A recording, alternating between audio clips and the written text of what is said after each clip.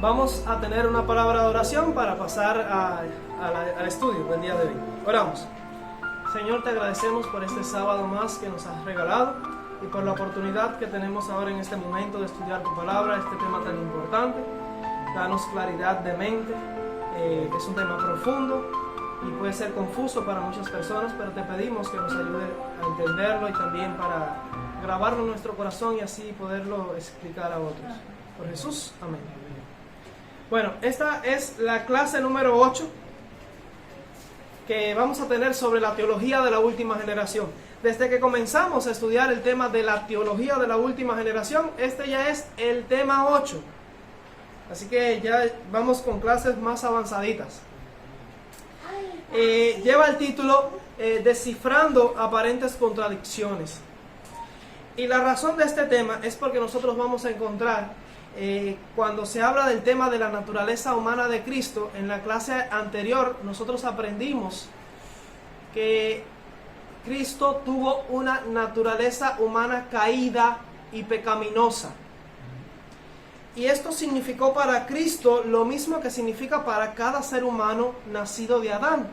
Leíamos que como cualquier hijo de Adán, Cristo fue afectado por los efectos de la gran ley de la herencia.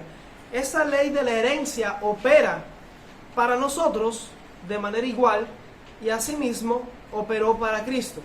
O sea, Cristo heredó una naturaleza pecaminosa.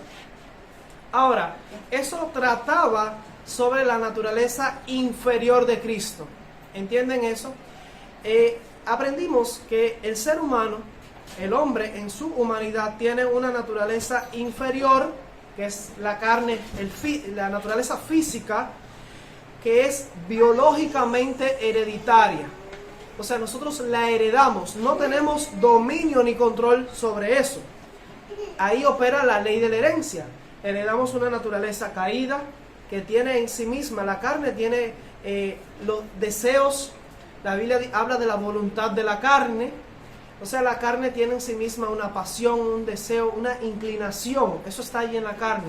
De modo que cuando Dios creó a Adán, esa carne era santa, pero después que Adán pecó, nuestra carne se volvió pecaminosa. Lo que significa que nuestra carne, además de debilidades como el hambre, el sueño, el cansancio, las enfermedades, como muchos han denominado, debilidades inocentes, también la carne posee pasiones, tendencias e inclinaciones por el pecado.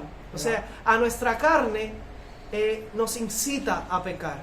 Eso está allí en nuestra carne, es biológico, es hereditario. Pero además de eso, nosotros también tenemos una naturaleza superior. Ahora, la diferencia está en que la naturaleza superior no es biológica, no es hereditaria. La naturaleza superior es aprendida, se desarrolla, es nuestro carácter, nuestra mente, nuestra personalidad. Todo bebé nace con una mente, podríamos decir, en blanco. No tiene información, va a aprender, va a recibir conocimiento, va a conocer los colores, va a interactuar con el entorno y va a desarrollar un carácter, una personalidad. Y el juicio, lo que determina si somos pecadores o justos, es una evaluación que se hace en nuestro carácter. Nuestro carácter es lo que determina si somos justos o pecadores, porque el pecado es una sola cosa. Vimos que el pecado es la transgresión de la ley. Así que al violar los mandamientos, y eso lo hacemos conscientemente con nuestra mente, porque leíamos en una cita que el pecado es siempre un acto de nuestra voluntad. Al ejercer nuestra voluntad superior, en nuestra naturaleza superior, para actuar en contra de la ley de Dios, allí entonces cometemos el pecado y se contamina nuestra integridad. O sea, el pecado es una elección, una decisión de la voluntad en las facultades superiores. Cuando desarrollamos el hábito de pecar, entonces nuestro carácter es el carácter de un pecador. Y esta es la realidad. Ahora, Cristo, aprendimos en nuestra clase anterior que Él heredó lo que biológicamente hereda todo descendiente natural de Adán. O sea, una naturaleza inferior física en lo que respecta a la carne, al cuerpo, heredó todo lo que naturalmente hereda todo descendiente de Adán, una naturaleza caída. El problema es que en la iglesia adventista se ha infiltrado una nueva teología, una teología contraria a la verdad bíblica, a esta doctrina. Y desde luego nadie cree un error simplemente por creerlo. Hay citas que son mal comprendidas, hay citas que se tuercen para hacerlas decir lo que no dicen, y tienen sus argumentos. Lo que vamos a hacer el día de hoy es valorar o estudiar algunos de esos argumentos. Hay citas que en el espíritu de profecía pueden parecer aparentemente contradictorias. Nosotros en la clase anterior presentamos evidencias claras y contundentes de que Cristo tuvo nuestra naturaleza humana. Él fue tentado como la naturaleza humana caída es tentada. Ahora, vamos a leer allí en el material que les compartí. Hay una primera sección que se titula ¿Caída o no caída? Dice así, ¿no? ¿Caída o no caída? ¿Y por qué dice así? La primera cita es Mensajes Selectos, tomo 2, página 151, párrafo 2, dice: al tomar nuestra naturaleza caída, mostró lo que ésta podría llegar a ser. ¿Cómo dice que fue o era la naturaleza que Cristo tomó cuando vino aquí a esta tierra? Dice, según esta cita, la caída. La caída, o sea, nuestra naturaleza caída. O sea, la naturaleza que obtuvo Adán después que cayó y que biológicamente, por ley de la herencia, le ha transmitido a todo el género humano. Esa es la naturaleza que Cristo tuvo, nuestra naturaleza caída. Sin embargo, si leen la siguiente cita, alza tus ojos, página 15, párrafo 3, dice que Cristo venció como hombre impecable, no caído, perfecto. Y esta cita es utilizada por algunos ministros, por algunos eruditos, pastores, para decir que de alguna forma Cristo no tuvo nuestra naturaleza caída. Él no era caído, él era impecable y perfecto. Entonces, ¿cómo es la cosa? Porque en una cita dice que tomó nuestra naturaleza caída, y ustedes la están leyendo ahí, está clara. Estas son citas comprobadas. Pero la siguiente dice que Cristo venció como un hombre impecable, no caído y perfecto. Bueno, lo vamos a dejar por ahí. Vamos a seguir estudiando. La siguiente sección lleva el título ¿pecaminosa o impecable? De hecho, la palabra pecaminosa y la palabra impecable son antónimos. Son antónimos, o sea, son contrarias. O sea, significan todo lo opuesto. Pecaminoso es algo que tiende al pecado. Impecable es que esto es intachable, no tiene nada de pecado. Así que una de estas dos cosas, las dos cosas al mismo tiempo no se puede ser, ¿o sí? Miren lo que dice el Ministerio Médico, página 237, párrafo 3, dice: Él tomó, está hablando de Cristo desde luego, sobre su naturaleza sin pecado, nuestra naturaleza pecaminosa. ¿Dice así? Y dice que era para saber cómo socorrer a los que son tentados. Esa es una cita que les mostré en la clase anterior. O sea, si Cristo no toma nuestra naturaleza pecaminosa, no sabría cómo socorrer a los que son tentados. Sin embargo, una vez más, la siguiente cita parece decir todo lo contrario. Y ustedes la tienen ahí señalada en rojo. O sea, las que están señaladas en azul apoyan la postura de que Cristo sí tuvo nuestra naturaleza. Él tuvo nuestra misma naturaleza caída y pecaminosa, compartió nuestras tentaciones, nos comprende y venció en esa naturaleza. Pero las que están en rojo parece decir cosas contradictorias. Por ejemplo, Mensajes Selectos, tomo 1, la página 300, párrafo 1 dice: no debemos tener dudas en cuanto a la perfección impecable de la naturaleza humana de Cristo. ¿Cómo describe ahí la naturaleza humana de Cristo? Dice que estaba en perfección impecable. Y alguien podría preguntar, bueno, entonces, ¿cómo era la naturaleza de Jesús? ¿Era pecaminosa o era perfectamente impecable? ¿De verdad que no les parece que se contradice? Parece contradecirse. Ahora, ¿qué tal acerca del asunto de las pasiones? O sea, las pasiones que nosotros heredamos en la naturaleza caída y pecaminosa son pasiones malas, malas pasiones. pasiones que nos impulsan o nos incitan a pecar y están allí en la carne. También en nuestro carácter desarrollamos y adquirimos malas pasiones, pero no estamos hablando aquí del carácter ahora, estamos hablando de la herencia biológica. Todos heredamos una naturaleza caída y pecaminosa que tiene bajas pasiones que nos incitan a pecar. ¿Tuvo Cristo eso? Si leemos estas dos primeras citas que están ahí señaladas en azul, miren lo que dice la primera, Señales de los Tiempos, 21 de noviembre de 1892, párrafo 8, dice que aunque él tenía toda la fuerza de la pasión de la humanidad, nunca se dio la tentación de hacer algo que no fuera puro, elevador y ennoblecedor. Así, pregunto, según esta cita, ¿tenía Cristo toda la fuerza de la pasión de la humanidad? Claro que sí, sí la tenía. ¿Se dio a eso? No. ¿Y permitió que eso le llevara a pecar? No. Aunque él tenía toda la fuerza de la pasión de la humanidad, no permitió nunca que eso, a pesar de que le tentaba, nunca cedió a esas tentaciones y nunca realizó un solo acto que no fuera acorde a la ley de Dios. O sea, que no fuera puro, elevador y ennoblecedor. O sea, nunca pecó, nunca violó la ley. Pero sí tenía toda la fuerza de la pasión, ¿no es verdad? Toda la fuerza de la pasión de la humanidad. La siguiente cita, Señales de los Tiempos, 9 de abril de 1896, párrafo 6, dice básicamente lo mismo. Dice que él bendijo a niños que estaban poseídos de pasiones como las suyas. Esos niños estaban alrededor allí, parecían ser inquietos, pero Cristo los bendijo. Y esos niños tenían pasiones como las de él mismo, como las suyas. Así que estas dos citas parecen decir que sí, que Cristo sí tuvo nuestras pasiones.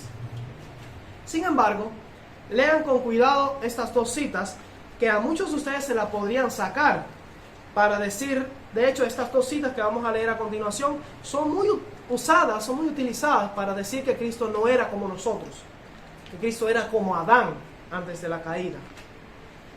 Miren lo que dice, por ejemplo, Testimonios para la Iglesia, tomo 2, página 451, párrafo 1, dice, pedía, o sea, esto es oraba, pedía con poder, sin poseer las pasiones de nuestra naturaleza humana caída, pero provisto de debilidades similares, tentado en todo según nuestra semejanza.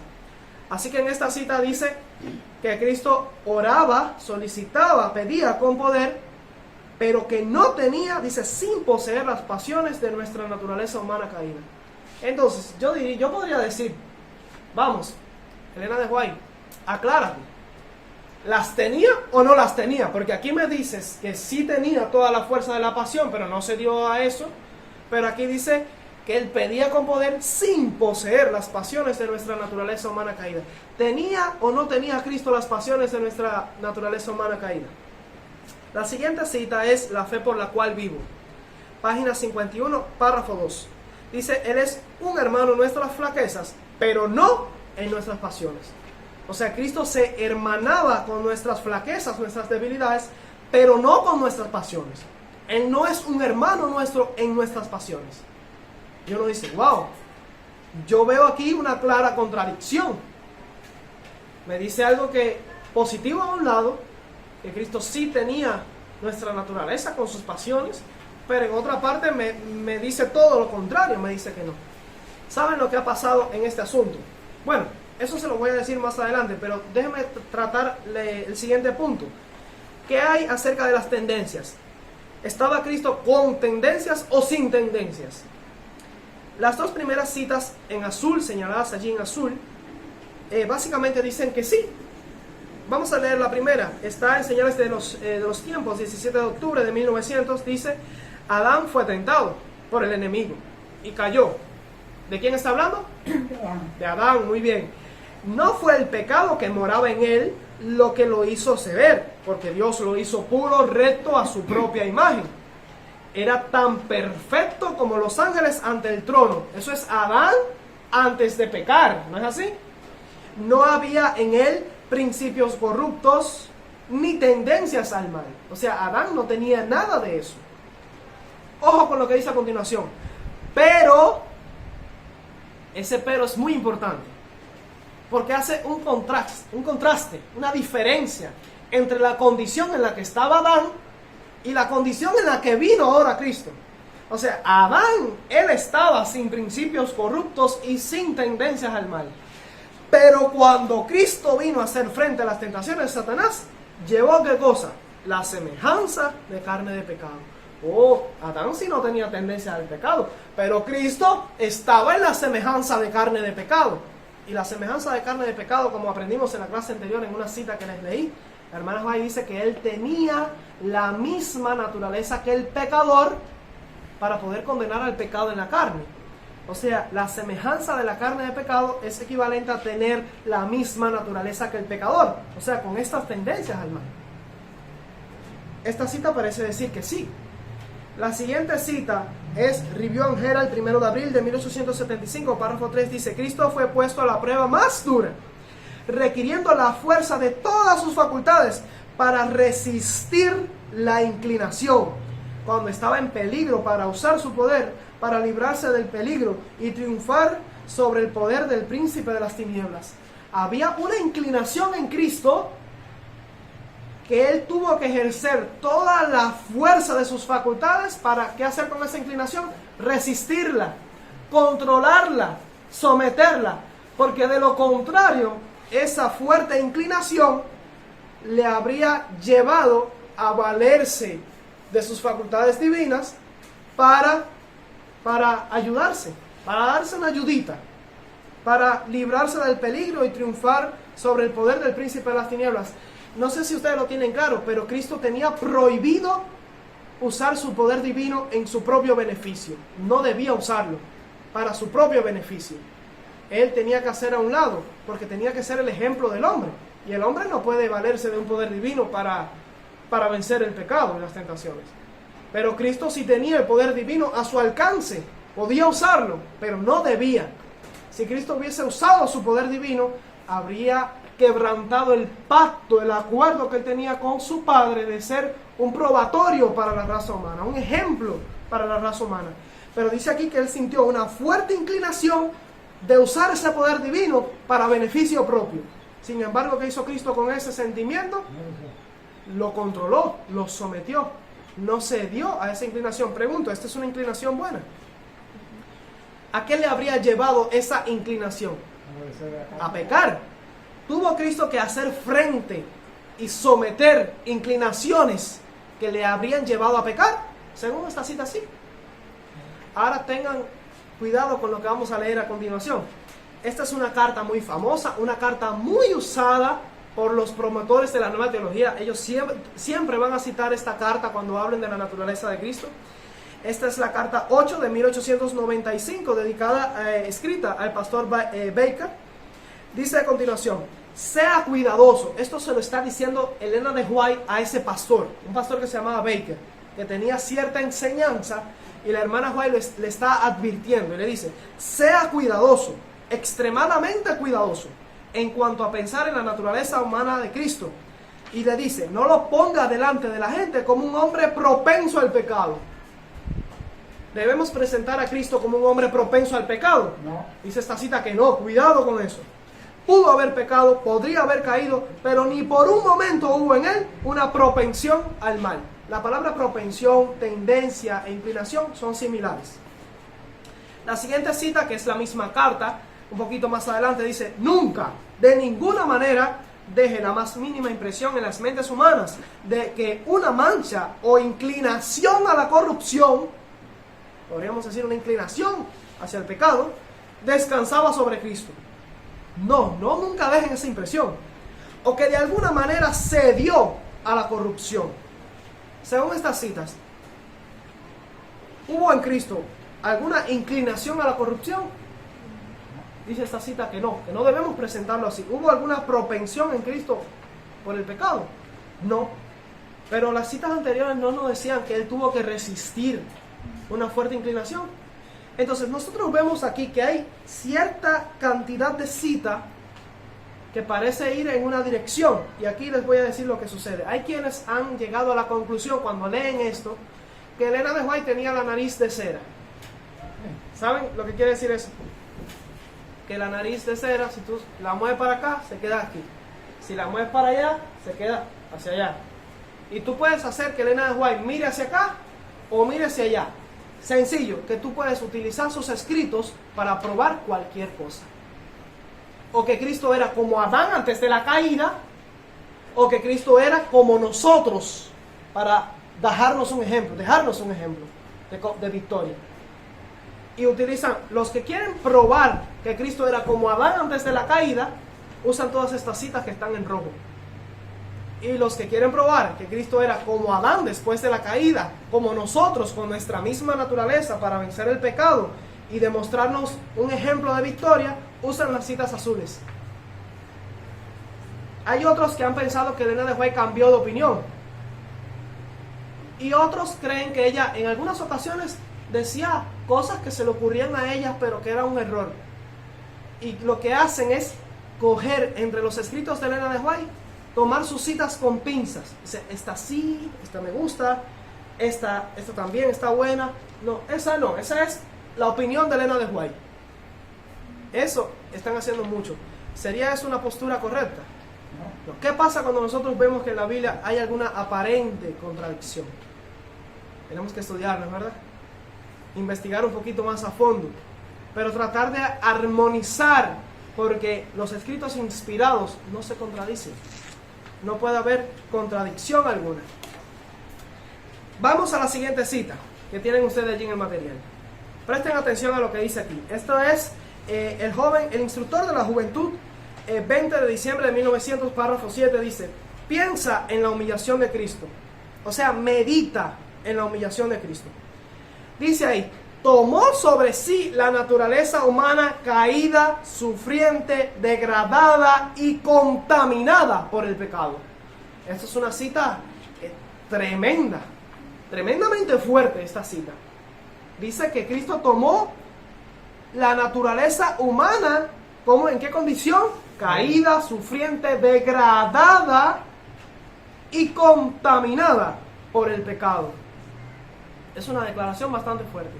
Ahora, recuerdan en clases anteriores que les hablé que debemos hacer una diferencia entre la naturaleza inferior, que es la física, que es la que biológicamente heredamos, y la naturaleza superior, que es el carácter que desarrollamos. Si entendieron eso, y también entendieron que el pecado tiene una sola definición, que la única definición de pecado es transgresión de la ley, que no hay tal cosa como un pecado biológico o un pecado genético o un pecado por naturaleza en la carne, eso no existe. El pecado siempre es una decisión de la voluntad.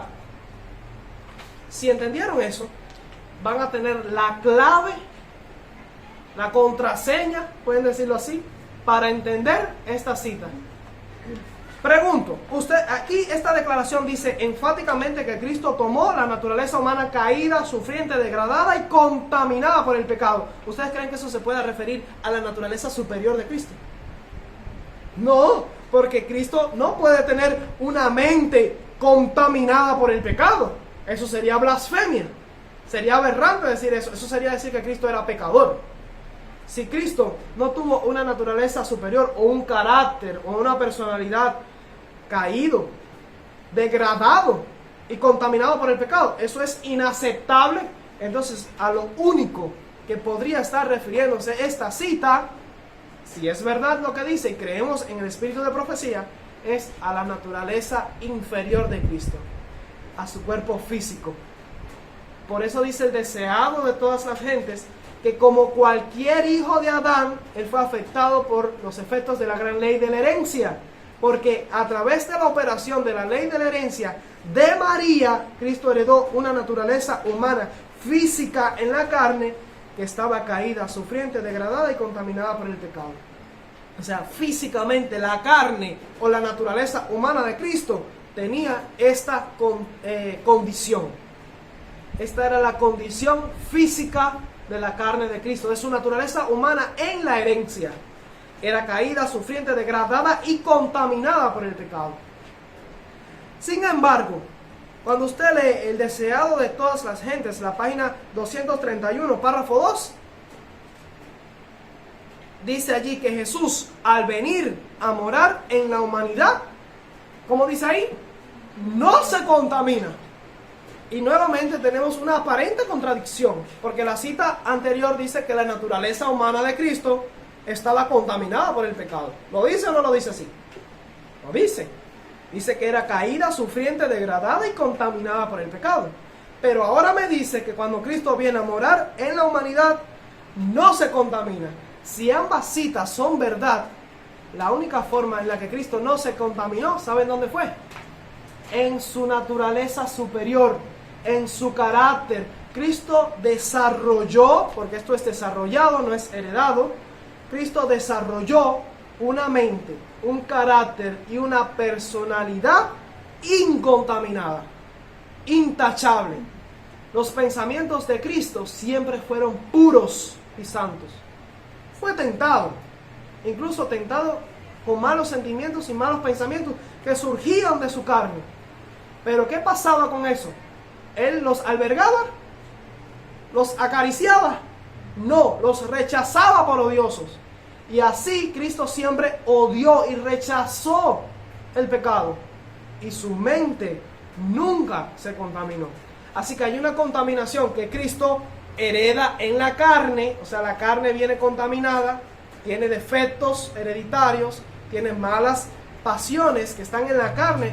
La carne en sí misma tiene un deseo propio, tiene una voluntad, la voluntad de la carne, dice la Biblia. Y la carne en sí misma tiene tendencias y pasiones. Eso es la contaminación que Cristo tuvo en la carne, pero eso nunca contaminó su mente. Así, ambas citas son verdad. El hecho de que Cristo tomó una naturaleza contaminada, pero no se contaminó. Sí se contaminó en la carne, en la herencia, pero no se contaminó en la mente. ¿Lo van entendiendo? La Biblia, si ustedes van a la Biblia describe a Cristo en los siguientes términos. Lucas 1:35, el santo ser que nacerá. Juan 8:46, Jesús dijo, ¿quién de vosotros me redarguye del pecado? Juan 14:30, viene el príncipe de este mundo y él nada tiene en mí. Segunda de Corintios 5:21, al que no conoció pecado, Cristo no conoció pecado. Hebreos 4:15 dice que fue tentado en todo según nuestra semejanza, pero sin pecado. Hebreos 7:26 dice que él era santo, inocente, sin mancha, apartado de los pecadores. Hebreos 9:14 dice que era sin mancha ante Dios. Y primera de Pedro 2:22 dice que él no hizo pecado, ni se halló engaño en su boca. Y primera de Juan 3:5 dice que no hay pecado en él. Todos esos versículos, ninguno de esos versículos está hablando de la naturaleza de la carne de Cristo. No están hablando de la carne de Cristo. Están hablando de cómo fue Cristo en su carácter, en sus hábitos, en su conducta. Así que Cristo tuvo una naturaleza superior, impecable, intachable. Nunca contaminó su mente con el pecado. Por eso, la siguiente cita lo deja claro. Mensajes Selectos, tomo 1, página 299, párrafo 3, dice, aquí miren cómo Elena de White armoniza ambas verdades. Todas esas citas aparentemente contradictorias, aquí encuentran un puente de conciliación. Aquí armonizan. Miren lo que dice, al tomar sobre sí la naturaleza del hombre en su condición, ¿cómo dice ahí? Caída. Así que la naturaleza del hombre que él tomó, ¿en qué condición estaba? Caída. Eso se refiere a la carne que Cristo tomó. En su condición caída, ¿qué pasó? Cristo no participó de su pecado en lo más mínimo. Y usted puede terminar de leer la cita. ¿Y qué habría pasado si Cristo hubiese pecado? Dice esta cita que Cristo mismo se habría perdido. Estaría perdido él y la iglesia. Pero la parte significativa es esta primera oración donde dice que Cristo, ella reconoce la verdad. Sí, Cristo tomó la naturaleza humana en su condición caída, pero no participó de su pecado en lo más mínimo. ¿Y qué es el pecado? Aquí volvemos al asunto de qué es el pecado, porque los que creen que el pecado es la tendencia al mal, las malas tendencias, las malas pasiones, van a quitarle a Cristo la naturaleza caída. Van a decir que era caída solo en el hambre, en el cansancio, pero que no tenía tendencias. Pero eso no es lo que dice la cita. El pecado tiene una única definición, y es transgresión de la ley. Así que cuando la hermana Juárez dice aquí que Cristo tomó la naturaleza del hombre, su condición caída, eso significa lo mismo que para todo aquel que hereda naturaleza caída. Y cuando dice que Cristo no participó de su pecado, lo que está diciendo es que Cristo no participó de la transgresión de la ley. Nunca violó la ley. Entonces decíamos que Él heredó la naturaleza caída, pero nunca cometió el acto de violar la ley. La siguiente cita también aclara mucho y ayuda a conciliar estas declaraciones. Dice en el Cristo triunfante, página 210, párrafo 7. La prueba de Cristo fue más grande que la de Adán y Eva. ¿Y por qué? Fíjense que ella no dice jamás que Cristo tenía la naturaleza de Adán en el paraíso, la naturaleza prelapsaria. Dice que la prueba o la tentación de Cristo fue más grande que la de Adán y Eva, pues Cristo tomó nuestra naturaleza caída. ¿Y qué dice a continuación? Pero no corrupta. Y no habría de corromperse. ¿Qué tipo de corrupción es esa? Dice, no habría de corromperse a menos que aceptara las palabras de Satanás en lugar de las palabras de Dios. En otras palabras, a menos que cediera a la pasión de la carne. A menos que cediera a la voluntad de la carne, de la naturaleza inferior. A menos que cediera a las tentaciones y pecara. Si Cristo pecaba, entonces se corrompería su mente. Así que su naturaleza era caída, pero no corrupta. Esto es la corrupción de la mente. Esto es lo que dice el espíritu de profecía. Hay quienes citan el texto de Lucas, que leíamos anteriormente, Lucas 1:35, donde se refiere a Cristo como el santo ser que nacerá, y dicen, ¿ves? Cristo es el santo ser que nacerá. Nosotros nunca vamos a ser santos como Cristo. Miren lo que dice la revista Señales de los Tiempos, 16 de enero de 1896, párrafo 7. La humanidad de Cristo se llama a aquellos santos. El registro inspirado dice de Cristo, Él no cometió pecado, no conoció pecado y no había pecado en Él. Él era santo, inocente, sin mancha, apartado de los pecadores, tabernáculo entre los hombres. Este testimonio acerca de Cristo muestra claramente que Él condenó el pecado en la carne. Esto es lo que significa condenar el pecado en la carne. Desarrolló un carácter sin pecado.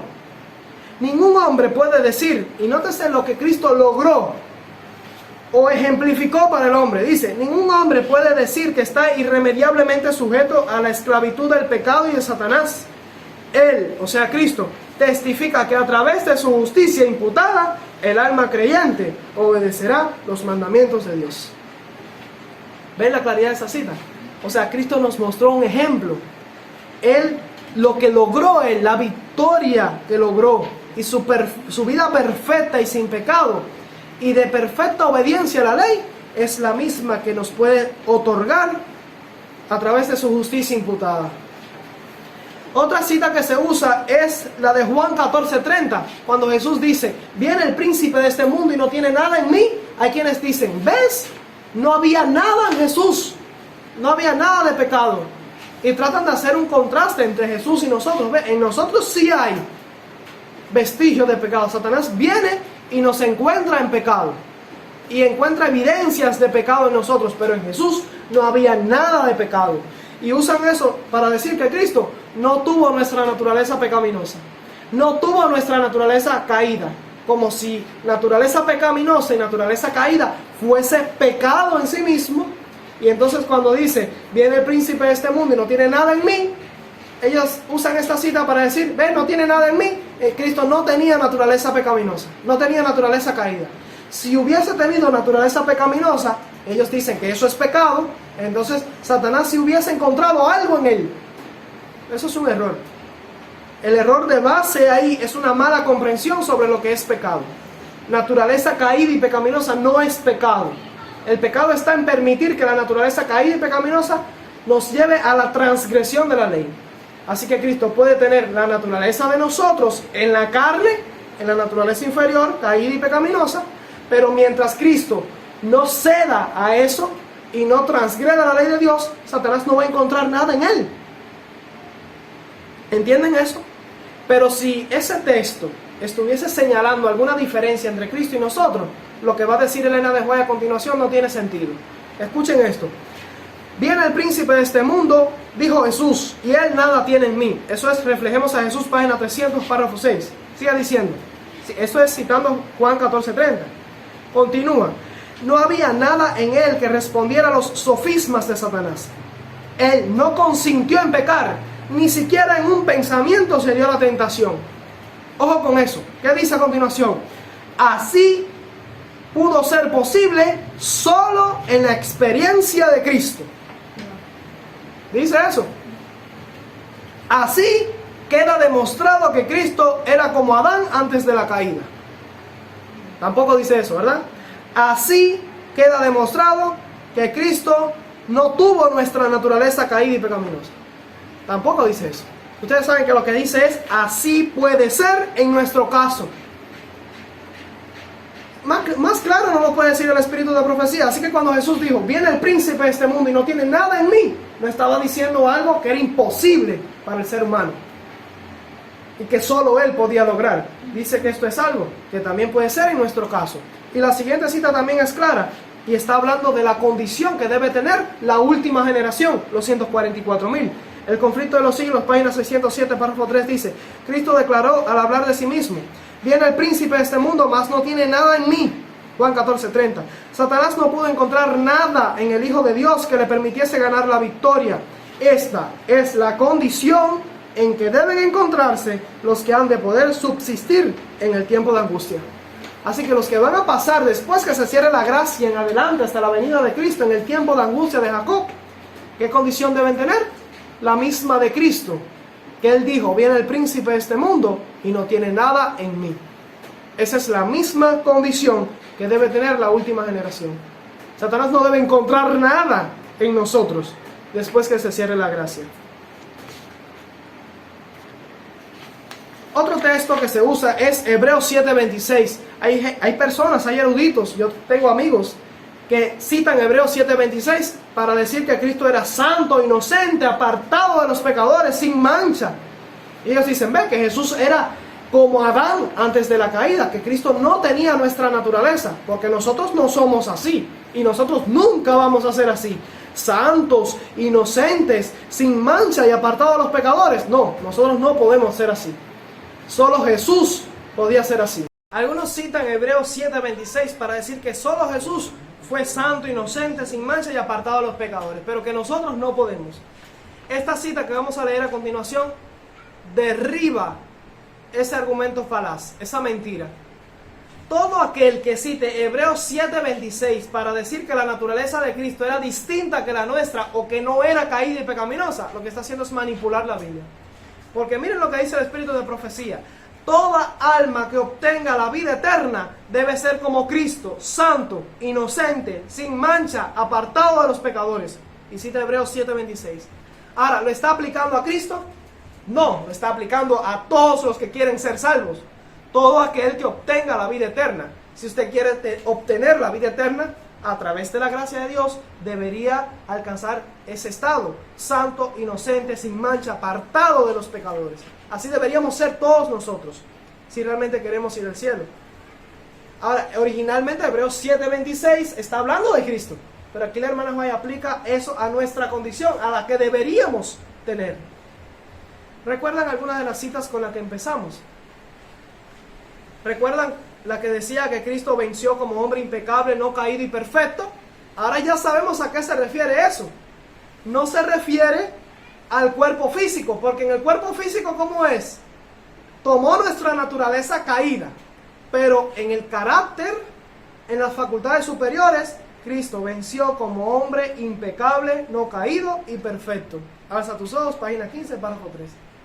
Ya entiende, cuando está hablando de la perfección de Cristo, de su impecabilidad, de que no era caído, de que no tenía pecaminosidad, de que era perfecto, todo eso está hablando de su carácter, de su mente, el mismo carácter que podemos tener.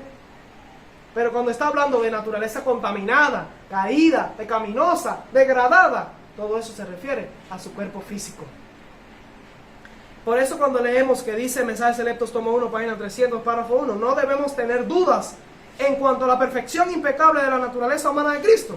Claro que no, no tengan duda. Cristo en su mente tuvo un carácter perfectamente impecable. Su carácter, no la carne. La carne era pecaminosa. ¿Ven la diferencia? Carne pecaminosa, carácter impecable. ¿Por qué? Porque su carácter nunca cedió a los apetitos de la carne.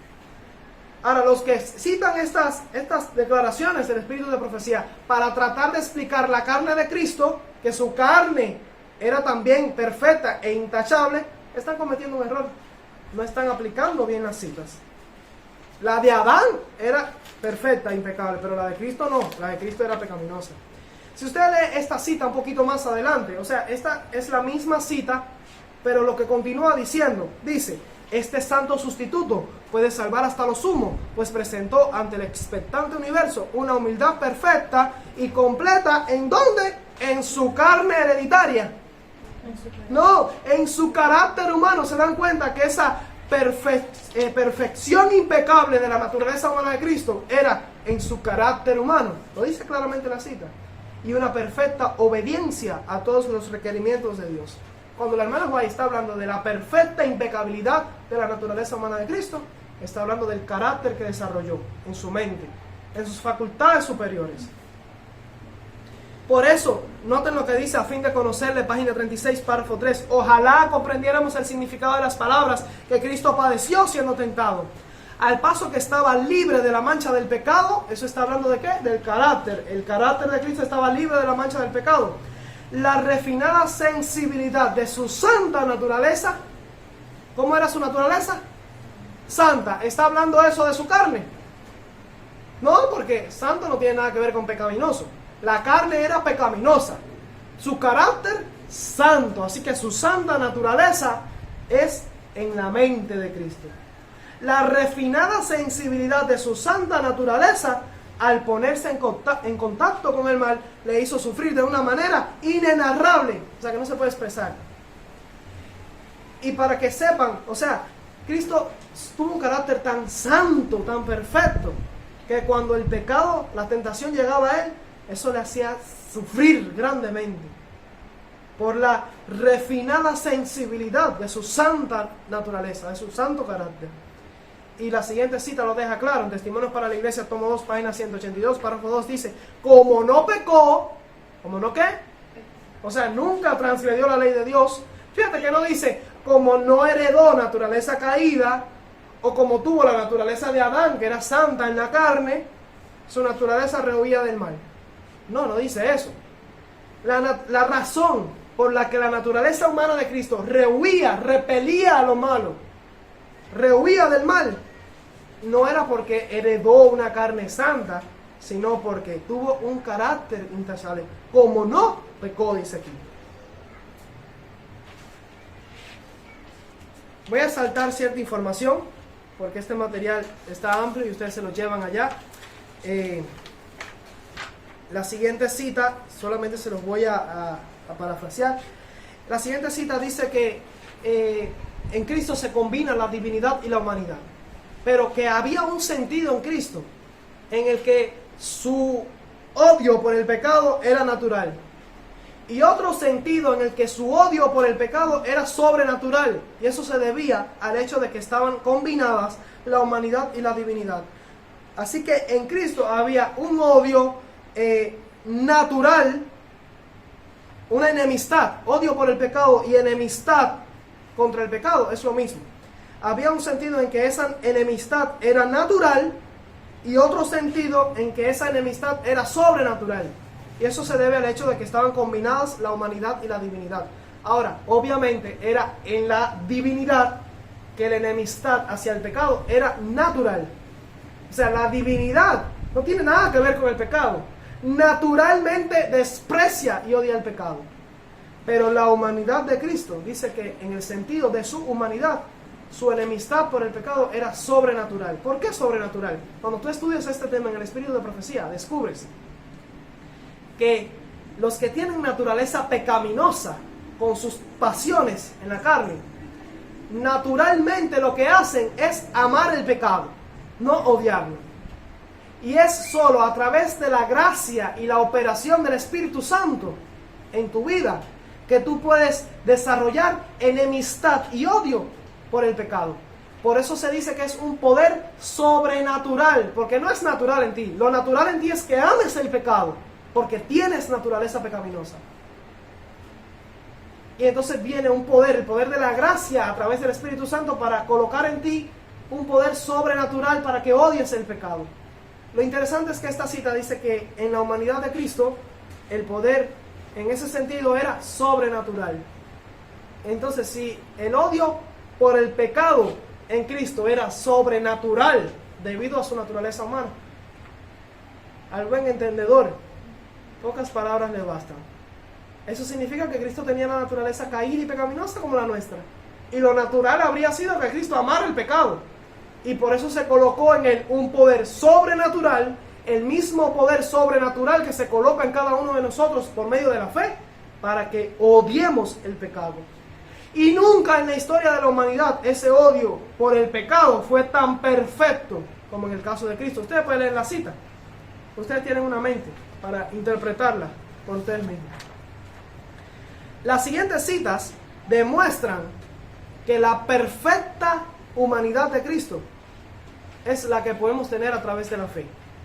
Lo dice claramente ahí, no tengo que leerlo. Dice que la perfecta humanidad de Cristo es la misma que podemos tener. O sea, su carácter perfecto podemos tenerlo. Eso es el Cristo triunfante, página 10, párrafo 6. Su perfecta humanidad es lo que todos sus seguidores pueden poseer, deseado de toda la gente, página 620, párrafo 1. Va a llegar un momento, vamos a alcanzar una madurez del carácter que dice aquí que cuando le obedezcamos estaremos tan solo ejecutando nuestros propios impulsos, nuestros propios hábitos de carácter. Vamos a tener una voluntad refinada y santificada. Y el pecado, al igual que en el caso de Cristo, dice que llegará a hacernos odioso. Y esta cita dice en Señales de los Tiempos, 23 de julio de 1902, párrafo 14, que todo aquel que obedezca los mandamientos de Dios alcanzará la condición de impecabilidad en la que vivía Adán antes de su transgresión. ¿Podemos tener la impecabilidad de Cristo? Sí podemos. Ahora, la cuestión de las pasiones, si tenía Cristo nuestras pasiones, ustedes saben que hay citas que dicen que sí, que Él la tenía, que tenía toda la fuerza de la pasión de la humanidad. Eso dice Señales de los Tiempos, 21 de noviembre de 1892, párrafo 8. Ahora, ¿qué hacemos con esas citas que dicen que Cristo no tenía nuestras pasiones, las pasiones de nuestra naturaleza humana caída? ¿A qué se refiere? Sencillo. En la carne, en la naturaleza biológica, en la naturaleza caída, sufriente, degradada y contaminada por el pecado que Cristo heredó en la carne, allí estaban toda la fuerza de la pasión de la humanidad. Y Cristo nunca cedió a las apelaciones y apetitos de su carne. Sin embargo, en el carácter que desarrolló, en su mente, que era perfectamente impecable, Cristo no poseía ninguna de las pasiones corrompidas o corruptas o malas pasiones que poseen los que tienen naturaleza caída. ¿Por qué? Porque nosotros, además de la herencia, también desarrollamos un carácter e incorporamos al carácter esas malas pasiones en nuestra mente. Entonces, ¿dónde fue que Cristo no tuvo las pasiones de nuestra naturaleza humana caída?